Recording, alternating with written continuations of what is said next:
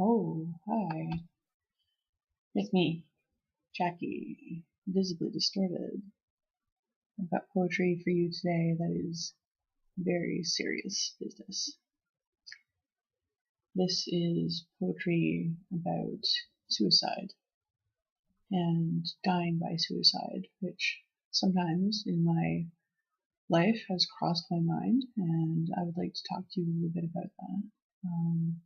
First of all, I would say if you're having thoughts of suicide, to call a regional crisis line and find somebody to talk to about that, because it's really important that you stay safe while you're having those feelings. And I want you to know that there are people out there who are willing to listen and to hear your needs, because a lot of the time when people are having thoughts and feelings of suicide, they have needs that are not being met. And there are ways to meet those needs, and you can do that with your life. You can find ways to change things, and it may not be easy, but it's possible. And it's good to know that there's people who care enough to help you through that. And there's lots of different roles that people take that can help you with that. There are people like caseworkers and social workers and peer supporters. There's doctors, there's life coaches, there's mentors, and any kind of neutral person who can be a formal support for you would be really helpful. But you know what? Just if you find a friend you can talk to, or just anyone who will listen and be genuine with you, that's a good start, because if you're talking about it, then you're not out doing it.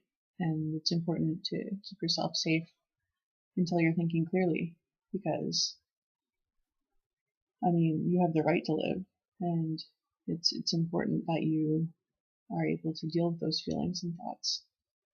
So I want to read this poem to you about a time when I was feeling that way, and I wrote about it, and writing about it really helped me, and it got those thoughts and feelings out on paper and got them out of my head and out of my heart and into the world where they could be looked at. And it was a way for me to kind of get past those thoughts and feelings, and without necessarily really bringing them up to someone who was going to freak out. It was kind of an artistic kind of way of doing it, but it got it off my chest, basically, and I managed to navigate through that instead of dying by suicide, which is, I mean, great. I'm happy to be here today. So I encourage you to find your voice if you need to, and here's my poem. It's called Take Me. Take my life. Take the breath from my lungs. Remove the blood from each of my veins. Drain my body of all mortal pain and suffering.